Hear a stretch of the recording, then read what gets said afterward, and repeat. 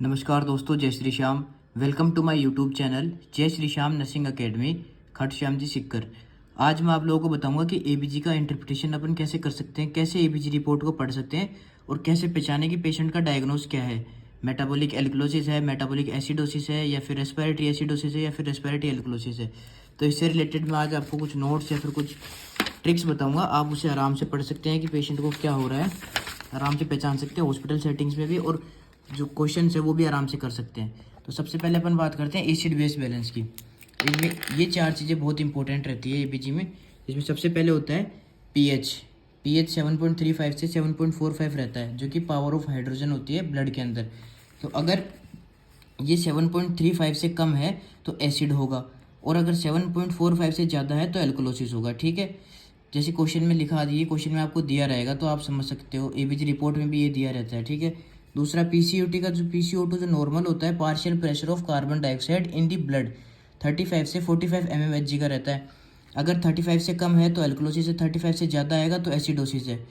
ठीक है, तीसरा PO2 है, जो कि 80 से 100 mmHg रहता है। ये जनरली रेस्पिरेटरी में काम आता है, वैसे इसका कोई स्पेसिफिक यूज़ नहीं है। तीसरा बात करते हैं अपन SCO3 का, जो कि बाइकार्बोनेट जिसको बोला जाता है, जो कि 22 से 28 मिलीग्राम पर लीटर इसकी वैल्यू रहती है। अगर 22 मिलीग्राम पर लीटर से लो है तो एसिडोसिस माना जाएगा, और 28 से ज़्यादा है तो एल्कोलोसिस माना जाएगा। ठीक है, ये कंडीशंस इसमें आती है। तो इसमें अपन बात करते हैं, जैसे रूल्स आते हैं एबीजी के इंटरप्रिटेशन करने के। सबसे पहले समझने के रूल्स आएंगे। तो इसमें सबसे पहला रूल है कि अपन को पीएच इवेलुएट करना है। अगर पीएच देखना जैसे कि 7.35 7.45, तो एसिड और एल्कलोसिस का तो यहीं से पता लग जाएगा। कम है तो एसिड, ज़्यादा है तो एल्कलोसिस। ठीक है, कम है तो एसिड और ज़्यादा है तो एल्कलोसिस। ये दो चीज़ें देखनी है। फिर अपन दूसरा रूल कहता है कि फिर अदर वैल्यूज़ को देखें, जो कि एसिडोसिस, जैसे एसिडोसिस आ गया तो अपने को पता है PCO2 जब बढ़ेगा तो एसिडोसिस होगा, तो अपन PCO2 की वैल्यू चेक करेंगे। अगर बढ़ी हुई होगी तो अपने को पता लग जाएगा भाई रेस्पिरेटरी एसिडोसिस है। और फिर जैसे कि ये नहीं है, ये लिमिट के अंदर ही स्टेबल कर रही है, लाई कर रही है, तो अपन फिर देखेंगे बाइकार्बोनेट की वैल्यू देखेंगे, जो कि कम होने पे एसिडोसिस हो रही है। अगर ये कम मिलेगा तो समझ लेंगे भाई मेटाबॉलिक एसिडोसिस है पेशेंट को। तो ये दो रूल तो सबसे पहले ये हो गए। तीसरी बात करते हैं, जो तीसरी बात होती है कि जैसे ये होता है रोम, ROME, जिसमें होता है रेस्पिरेटरी अपोजिट, मेटाबॉलिक इक्वल। तो पीएच जो होता है इन्वर्सली प्रोपोर्शनल हो गया PCO2, मतलब पीएच जो डिक्रीज होगा और PCO2 इंक्रीज होगा तो पेशेंट को एसिडोसिस कंडीशन होगी, रेस्पिरेटरी एसिडोसिस कंडीशन होगी। और अगर पीएच इंक्रीज होगा और पीएच जैसे इंक्रीज होगा, PCO2 डिक्रीज होगा, तो एल्कलोसिस कंडीशन होगी, पेशेंट को रेस्पिरेटरी एल्कलोसिस। ये दो चीज़ ध्यान रखनी है आपको। ठीक है, तो ये याद रखना। ठीक है, जिसमें क्या है, रेस्पिरेटरी अपोजिट, मेटाबॉलिक इक्वल, ये एक चीज़ आपको ध्यान रखनी है। ठीक है, सबसे इंपॉर्टेंट है। फिर दूसरी बात करते हैं कंपनसेटेड, अनकम्पनसेटेड, पार्शियली कंपनसेटेड। ये बता दिया मैंने। कंपनसेटेड में क्या आएगा, पीएच जो होती है नॉर्मल में लाई कर रही है। नॉर्मल में जैसे पीएच की वैल्यू जो होती है नॉर्मल 7.35 से 7.45, अगर इसके बीच में है तो कंपनसेटेड है।